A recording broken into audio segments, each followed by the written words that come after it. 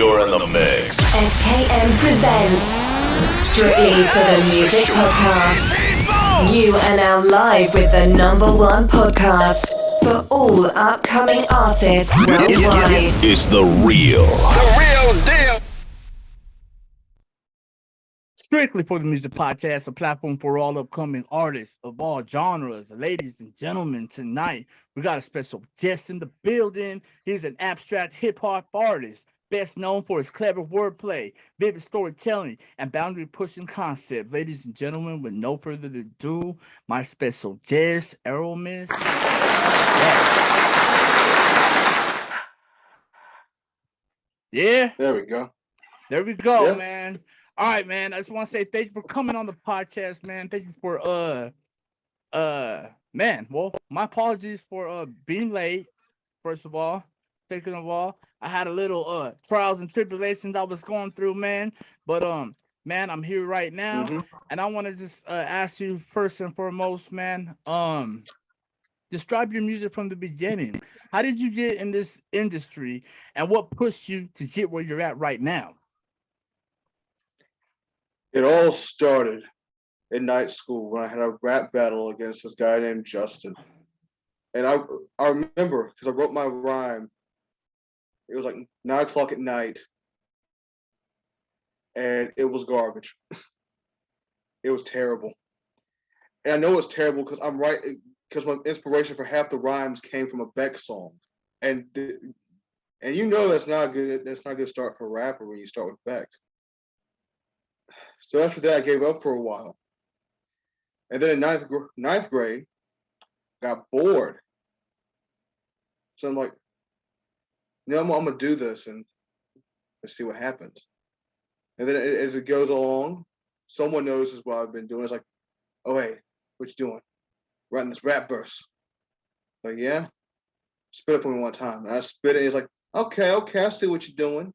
And what I was doing is I was doing watered down Biggie verses. That's the best way to describe it. It was just this watered down 1994 New York mafioso, and it was better. It was a decent enough starting point. But then after a while I got bored of that, because after the mafioso stuff, it just kind of turned into some very light horror. I mean, I call myself Mr. 187. I mean, it was pretty obvious I was in a corner. So after a while, I stopped with that. And I said, you know what? I'm going to give it another chance, but I got to come with a different approach. What if I just rap for the fun of it? But like, I need a different name, though. I can't have a name that would box me in a corner like that. So it's like, let's go with Aeromos. Because that's what my father wanted to name me. Aeromos. Which I've been told that was a joke, but they played it serious for a long enough time that I believed them. Wow. So then I just got started from there. And initially I just wanted to be like,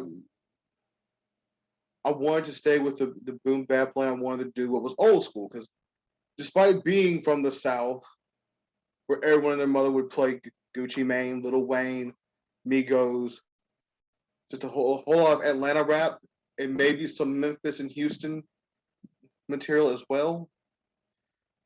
I was never into that except for a little 3-6 Mafia and a little Scarface and K-Rino. But like most of my influences, even from back then, came from New York. And as I got further into writing the music, I got further into the artists themselves. And then I slowly started digging underground. And then I began writing more complicated verses, more difficult material.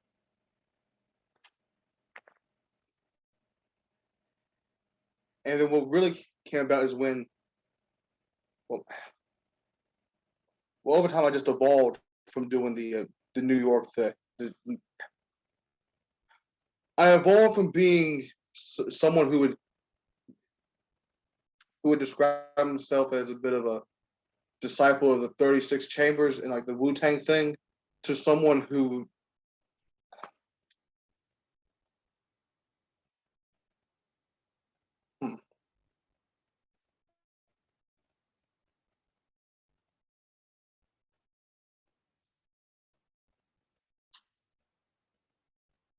I do not know. I do not. Wu-Tang, man. Wu-Tang. Yeah. I began with Wu-Tang and I ended up here where I listened to a lot of Billy Woods, Aesop Rock, MF Doom, Rap Ferreira. Man. Yeah. All right, man. So so doing this from 9th grade, man, you know, and being able to really get down to the storytelling, man. What made you what sparked the interest into storytelling and your vivid out of boundary perspective, man? The storytelling thing, that's actually more recent than 9th grade, because for the longest time, my focus was on just spitting just a hot verse over a dope beat.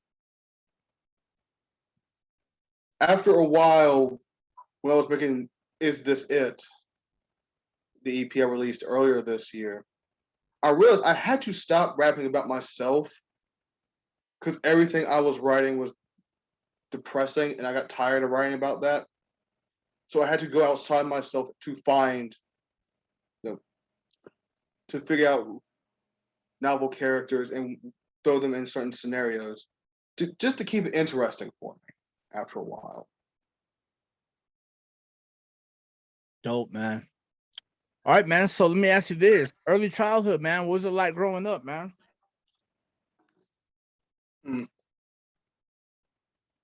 It was a relatively, I'm gonna use air quotes here, normal life. Grew up in a middle class family. My grandmother was my babysitter, and nothing major happened in necessarily in a way that would change my trajectory to like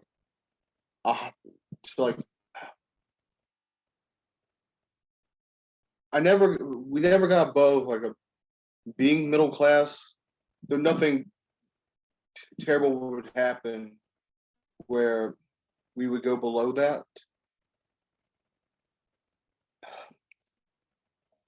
Up until a certain point, I feel like I've had a normal life for an early childhood. Yeah. Which.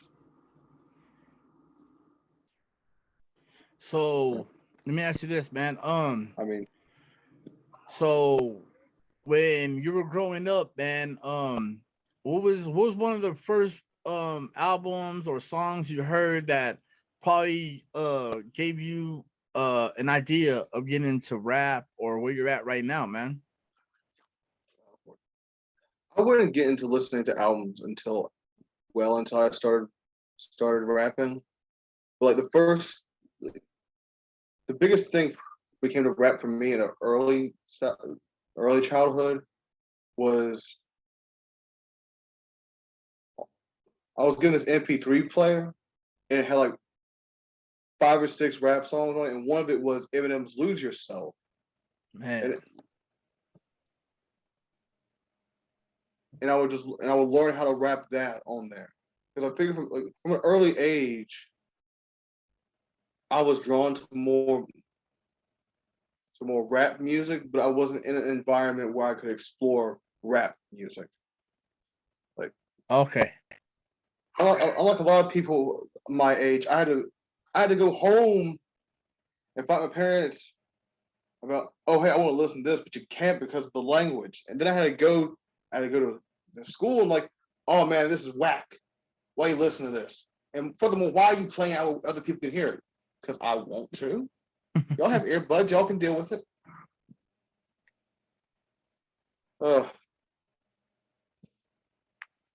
You get like the first.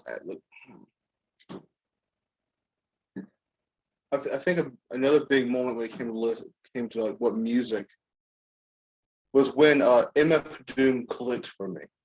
It was like 3 a.m. I was in my grandmother's house, and I used to buy my music on the Google Play Store. I was that one guy keeping that relevant for a couple years past its lifespan.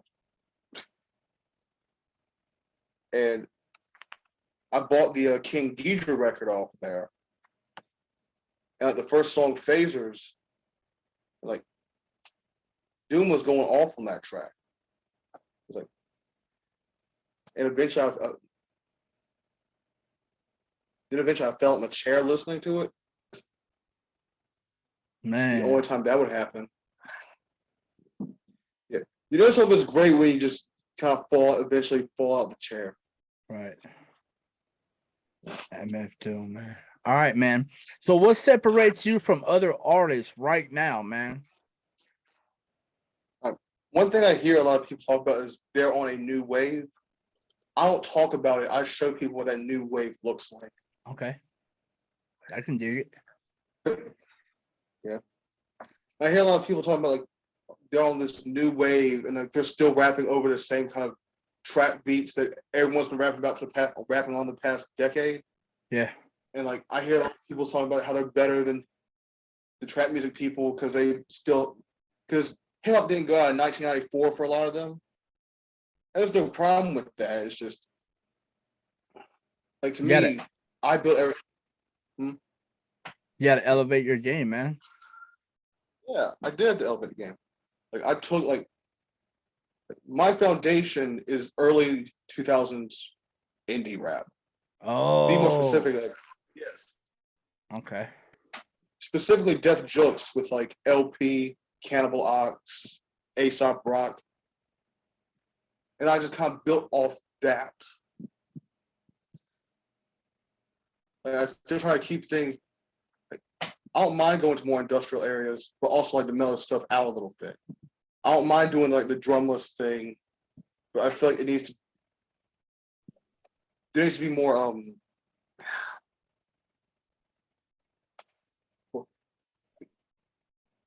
there has to be more. There has to be something. Come on. I know what I want to say. The words escape me at the moment.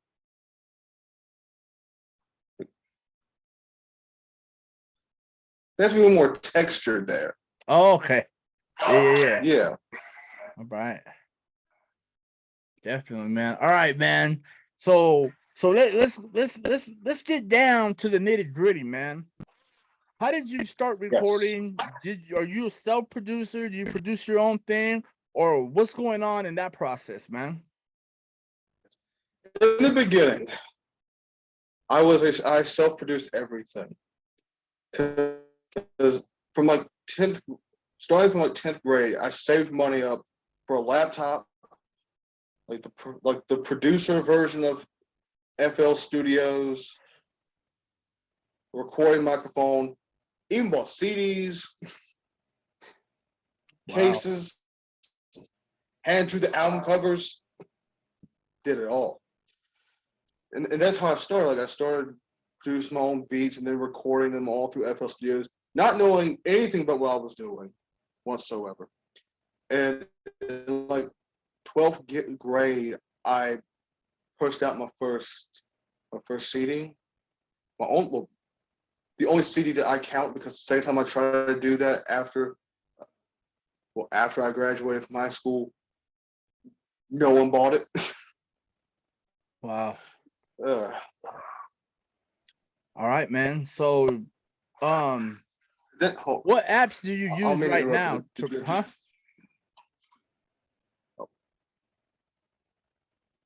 I don't mean to interrupt it. I'm about to answer the question about that. So, what apps I use right now? Right now, I use mostly Bandlab to record. Okay. Because I do a little bit of my producing now, but after a while, I learned. Oh, hey, since a lot of people listen to beats first, and then if they like the beat, and maybe they'll pick up on what the rapper is saying. After a while, I learned. Oh, hey, maybe you need to find someone who actually can put together decent sounding beats first, Dax, before you, so they can appreciate your rapping, which is the one thing you're actually good at the moment. Okay. So after a while, and Bandlab was was a great app for that. I could just plug the beat in and then rap over it from there. Much more of a simple process doing that there and then FL Studios. All right, man. Plus, after a while, both of them. Yeah, go ahead, man. Go ahead. After a while, both my mics broke anyway, so then I was kind of left to either using the PC mic or the phone, and Bandlab works better with the phone mic. All right, man. So, all right. So let me ask you this, man. How did you discover Bandlab, man? And what was it like first being introduced into this new app, this new app where you could actually get into the app, record your own vocals, produce your own beats, network with all kinds of artists from across the world? What was that adventure like, man? Run me through that. Oh, it was magnificent. So I found what happened was this was during a 3-month span where I had to get the entire computer rebooted, and I lost the hard drive for FL Studios. So I needed to find a replacement soon, and I eventually found Bandlab. Now, what it was like at first, because this was technically my first taste of any sort of social media, and that was by choice. Because I didn't really care for it, because if you wanted to have business with me, I'd rather you talk to me face to face. After a while, I found out, yeah, that's not going to work in the modern world, is it? But then I found it, and I I thought it'd be a good place to promote the music. And I found it frustrating how slow it was at first. And I also found it very frustrating how people felt about the music they were making, even though I thought it was trite. And then I messed around, made my feelings known with some people. It was a bit of an awkward introduction those first few months. But then slowly I started finding people that jived better with what I made. It was a slow process of growth, basically.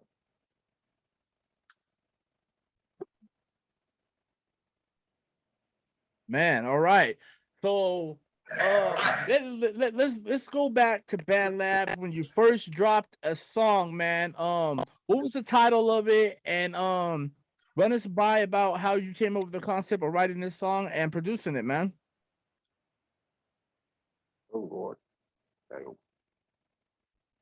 I think the first song I released was William Faulkner, in which my idea was like, okay, I'm gonna bring these very literate rap verses.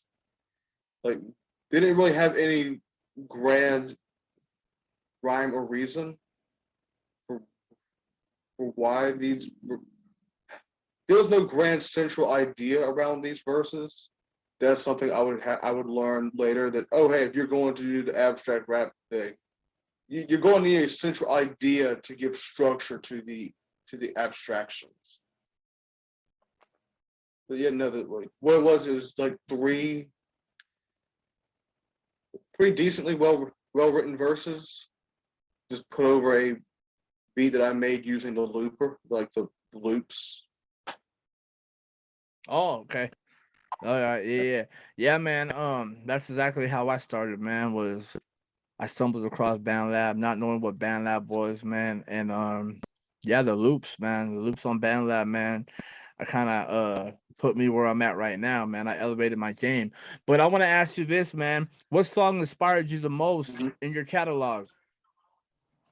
Song that inspired me the most. The song, my catalog. The song that inspired me the most was Hip Hop and Ars Poetica. And it was a song that took a lot of it's a story. It's a bit of a story song about hip hop, using little moments and figures in hip hop to tell the story.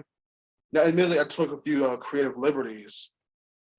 Certain people are they're not in place in a timeline that it would make sense, and I feel like it does get a bit egregious in the early going. But it's just me bringing a lot of these hip hop figures and elements in a way that emphasizes what I like about hip hop versus what I dislike about hip hop culture.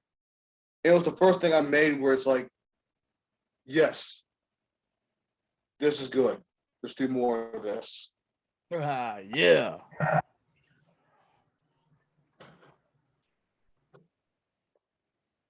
All right, man. So I know you're starting off on Bandlab, man, but what's one of your favorite collaborations on there, or do you have any collaborations you have that you want to present us and give us a little bit bad detail on how this came upon? Oh, look. My favorite, the collaboration right now that I need to present to y'all is actually the last song I dropped, Past Tense, that was produced by a producer friend of mine, Sinji Holocron. We've been stewing over that one for the past few months. And what it is a song about what it would be like for someone to live their life throughout one calendar day. And whereas the first verse kind of goes through the Hallmark movie we kind of envisioned when we first brought the topic up, the second verse comes into more. The second verse is about a fetus that's about to get aborted, that is worded in a way that you can make the argument lines up with how the first verse ends, and that's the main character dying in that moment. And it's tipped off by the phrase in the bridge. Let me bring it up.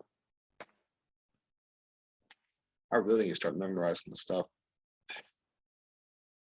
And it's brought up in the phrase in the bridge, are these words of a dying breed or a perishing similarity? And it's one of my best written songs. I'm really happy with what I did with it. As far as like any collaborations I also enjoy, another one is the commencement of the Basement Dwellers, the one official song from my since defunct rap group, the Basement Dwellers, which was supposed to be this idea of, oh yeah, well, this throwback hip hop idea of like, we're going to do some ultramagnetic MCs stuff.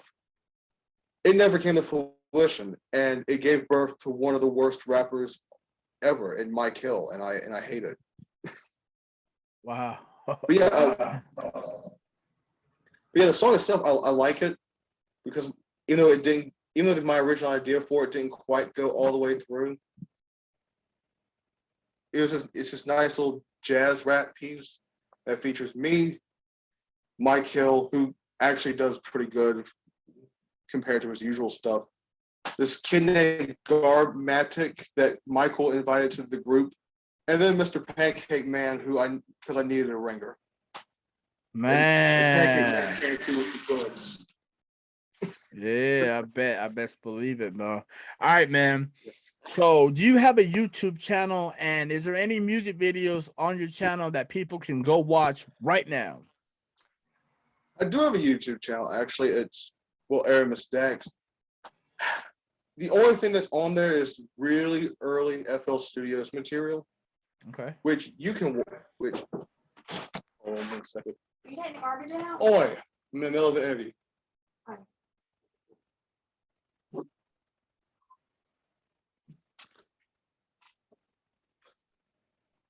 House market needs to get better, I swear. You get out of here. Anyway. All right. There's a lot of really early FL Studios and like ideas for music videos that fell apart for one reason. I'm a one-man band. I can't do everything. Oh, okay. Right. But I tried though. I tried. So let me ask you this, man. Can the people, the ladies and gentlemen out right now listening to this podcast, man, can they expect any music videos coming out in the near future or maybe possible 2023? Yes, yes, they can expect it because that's something that me and a few other people around the area have been trying to figure out how to do. We because I want music videos for a lot of these songs because that's one thing I think, but especially late in the writing process, it's like, oh hey, like this would be a really cool music video for this. Like I can see this working, but then it's like, oh, I have no one to shoot these videos with me though. Ugh, that's unfortunate. Right. And that takes the Black Space Entity really early on when we first got started. He's like, yeah, we've been having these same problems as well. Unfortunately, none of us have had the idea of like, oh, hey, maybe one of us could be the cameraman for the other person. There you go. Yeah, no, I have songs on the back burner that will get a music video before they're released. And so yes, there will be music videos in the near future. All right, you hear it first, ladies and gentlemen. Music videos coming soon, so be prepared. Don't forget to subscribe to his channel. That link will be in the description down below. All right, man. So from here on out, man, have you done any performances, live music, or any type of sort of venue that you could possibly think of, even like a talent show, man? Oh Lord. Not recently. Like I don't I don't perform much because I don't like showing my face. This is actually the first time I think I've shown my face on the internet. Wow, man. Yes, and a lot of that is a lot of people are they're very judgmental based on appearance.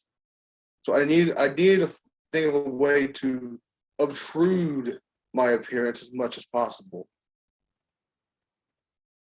But then at this point, I'm like, no one really cares, Nah, do they?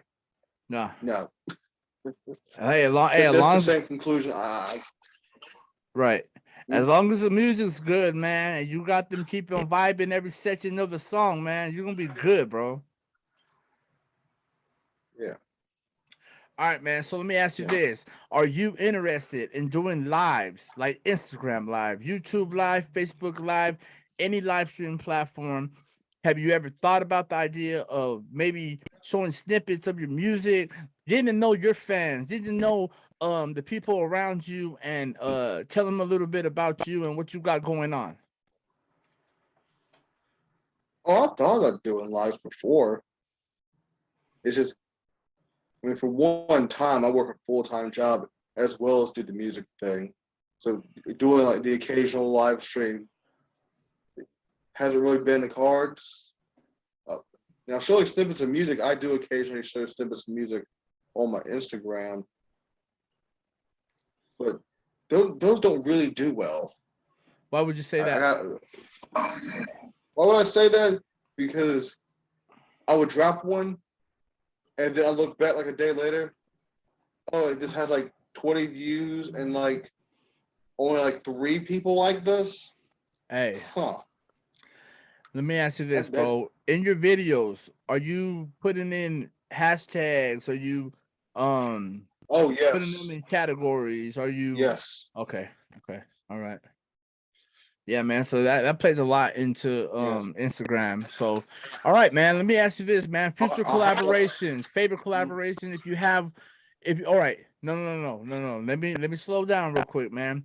Favorite. Well, we already discussed future collaborations. Future Future collaboration that you have with collaborators. any artist that you haven't worked with before. Who would it be, bro? Oh boy. The only future collaboration that I have in the books that I haven't worked with before is a song with a guy named Totamoya. He's a young producer who just hit me up one day, and he makes good beats, so I decided to work with him. Uh, Damn. yes. Any future collaborations, like I'm trying to look out for any. I need to work with people that could possibly introduce me to more people at the moment. Okay. All right. Because All right, man. most of the people that I work with are either they're around the same people who already support my music, or they don't have, or I showed them to the people that already support my music. So I need to find people that can help me branch out into other avenues when it comes to that. I'm also trying to find people that can get me that can bump my stock outside of Bandlab, because that's where everything kind of troubles me when it comes to the music thing. Like with Spotify, Apple Music, and all the big streaming platforms, like I can work with that by getting blog posts, like videos done with that, but that only can go so far. Right. All right, man. If you could collaborate with any artist, dead or alive, who would it be and why? Oh, as far as dead goes, it'd be MF Doom easily. Damn, MF Doom, man. Easily. But that is my biggest influence as a rapper at the moment. And it would be nice to see how I stack up next to him. Wow. When it comes to people, other people, it would be Billy Woods, Rap Ferreira, Open Mike Eagle, and Aesop Rock. Because I feel like these are people that I would sound good next to. As well as like I want to see where I would stand next to who I would think is the GOAT. That being Aesop Rock. Yeah. All right, man. Yeah. All right. So, do you have any advice for the youth, man? Oh, let's see.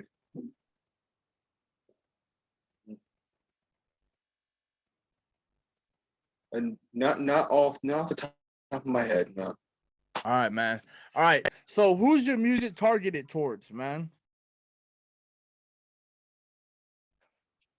I've always said I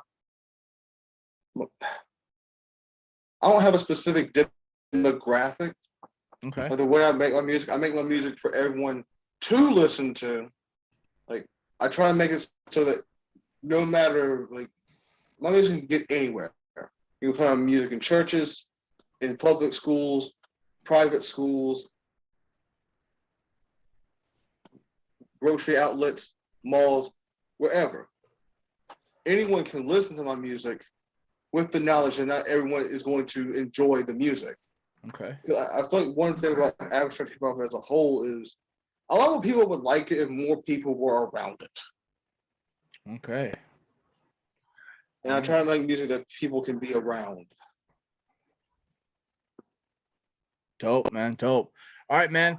Favorite bar ever wrote? Oh dear God. Yep. I'm going to go there, man. I know, man. That's it.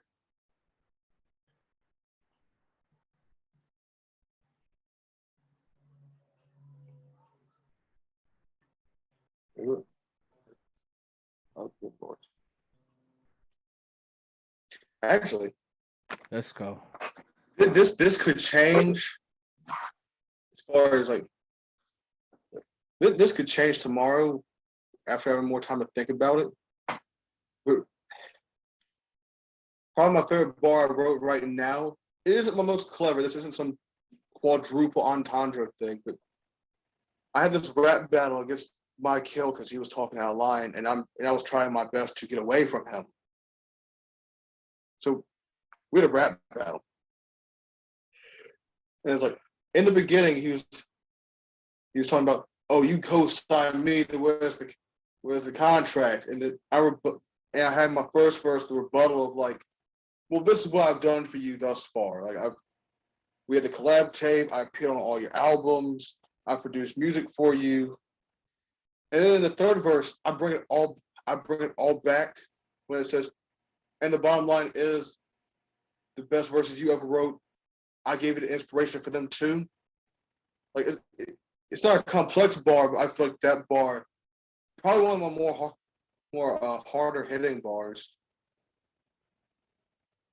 And I like that one.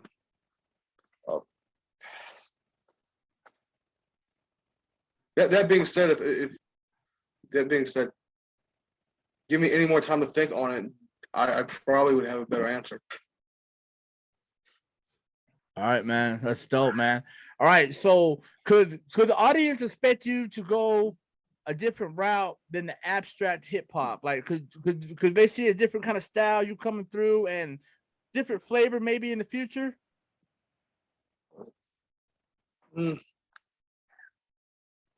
Well, not exactly an abstract lyrical approach. Like as far as different, the abstraction goes as far as my lyrical approach to things. That doesn't necessarily go to how my songs are structured and what beats I use. Because I can make a trap album next month. We'll start working on that seriously. And or like I have thought about doing more covers ever since I did that Camp Granada one like a year ago. But like even if I did do something like that, like a shift that dramatic wouldn't last that long until I moved on to something else.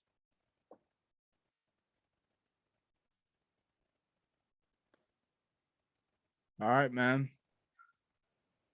So what ways do you find yourself marketing your music, man? What ways are beneficial to you and your music, man?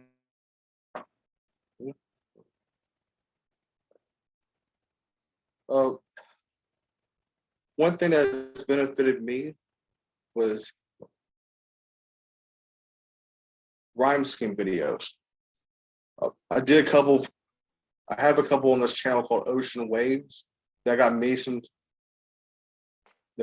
more looks. I do a lot. I buy a lot of blog posts for my music. I'm not sure if it's done anything though, but it definitely got a few views on the Spotify, the Spotify and the Apple Music. Like,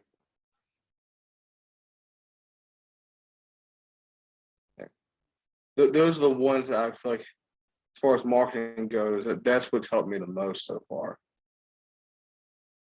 That's dope, man. Blog posts, definitely, man.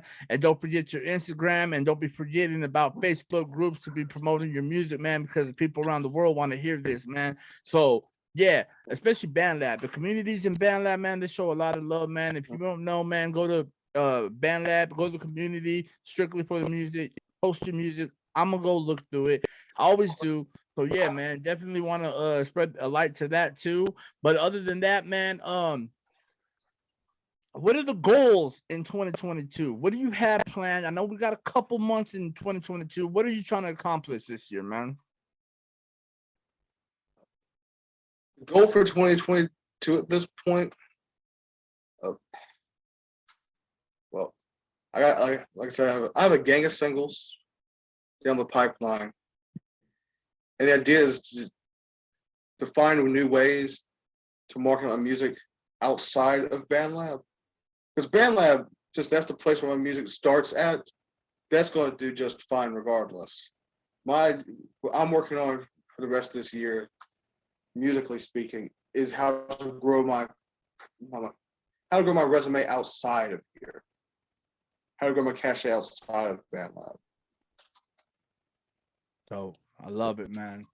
All right, man. So best advice anyone has given you in this music, in this industry. What's the advice that stuck out to you the most? The best advice, though, I never got a whole lot of advice when it came to doing the music.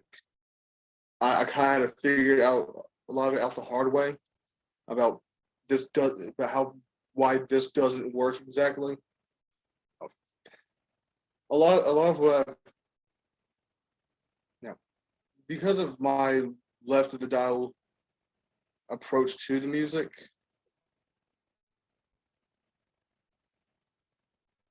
like I've got a lot of criticism.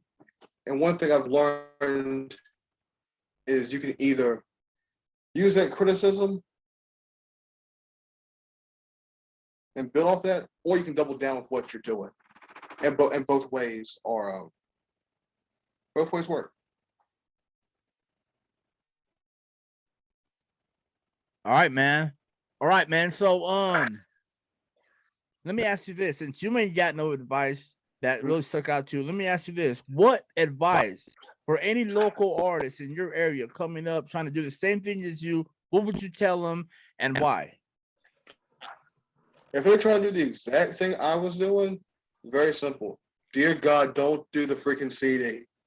Don't do the CD, go straight to digital. Because that's where everyone's at already. Don't try to force them to go where you want to go. Meet them first. Yeah. And grow your audience from there to where they want to buy the CD. That's dope, man. I love that. All right, man.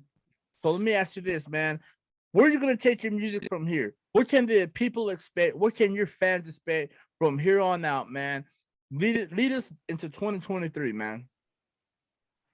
Going into 2023, like the project I have in my head at the moment is what they call Aeromos XM, where every other week I'm going to drop a single of some sort, and it's all going to build up into one big commercial mixtape.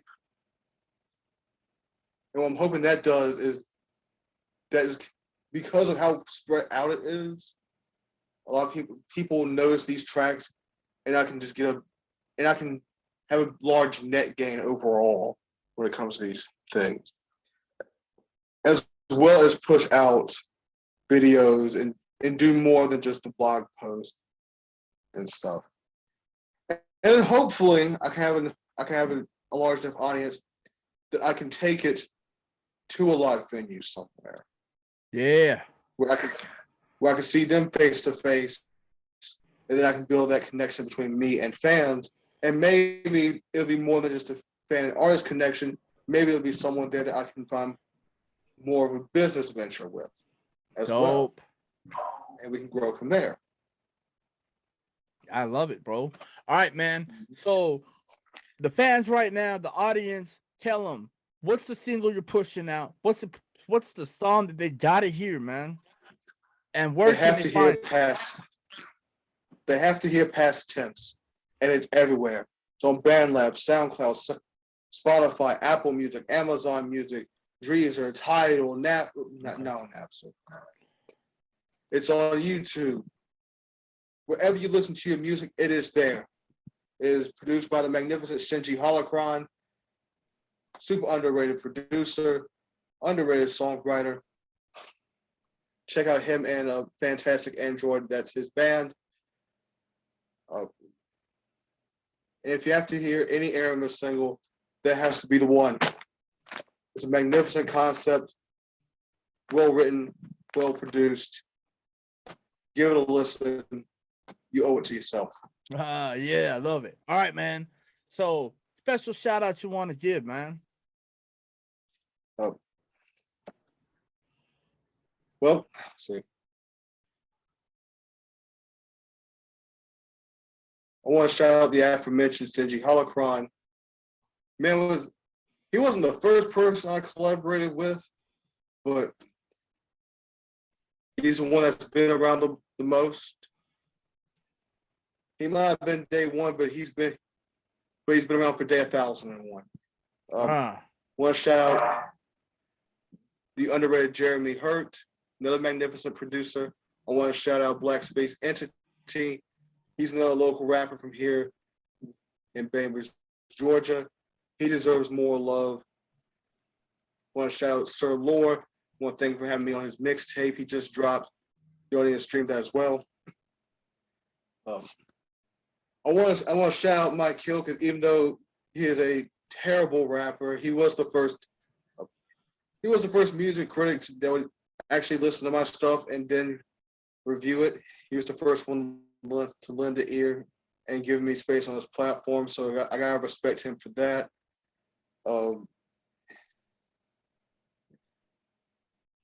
As far as the music goes, those are the people I want to give a special shout out at the moment. All right, man. So let me ask you this, man. Is there anything in the interview that I missed that you want to touch on, that you want to speak on right now, man?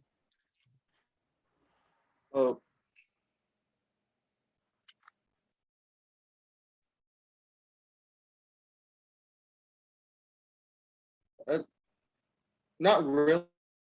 I mean, unless we're going to go into detail about specific albums, but yeah.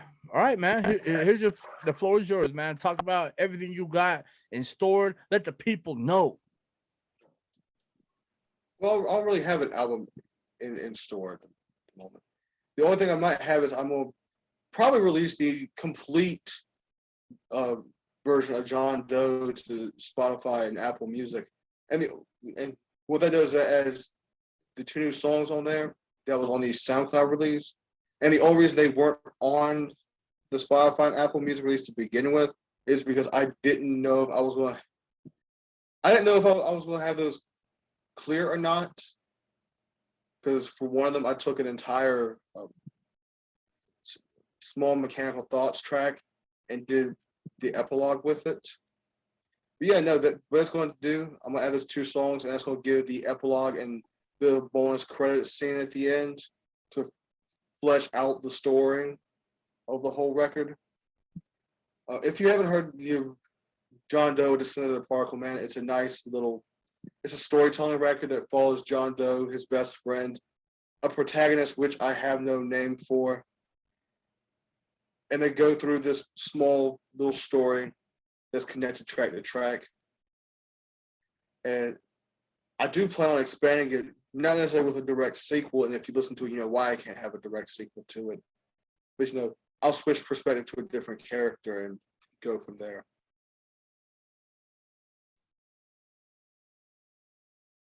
All right, man. Plug in all your social media outlets. Let everyone know where they can find you, where they can stream your music. All right. You can find Aeromos Dax on Instagram. You can find him on Bandlab. You can find him on SoundCloud. You can find his music on Spotify, Apple Music. You can find it on DatPiff. You can find it on YouTube. That's about where you can find him. But you can find him, though. He's there. All right, ladies and gentlemen, there you have it. Aeromos Dax. You already know. Strictly for the Music Podcast. We're going to have all the links in the description down below. Don't forget to hit that sub. Don't forget to hit that like. Comment down below. Comment with whatever you want to put down. If you're showing love to Aeromos Dax, make sure you're out there putting flames up, because man, we're coming legit this year. We're gonna leave, and we're gonna have a lot more coming next year. So listen up, ladies and gentlemen. You already know. Strictly for the Music Podcast. Go ahead and follow us on Instagram. Strictly #4 the music. You already know. Thank you so much, Aeromos Dax, for coming on and giving us a great interview, man. I can't wait to hear more music coming out. Don't forget the YouTube channel. And man, definitely thank you for tuning in with us and showing us the support, because you know what? It goes both ways, man. You already know. Thank you for having me on there.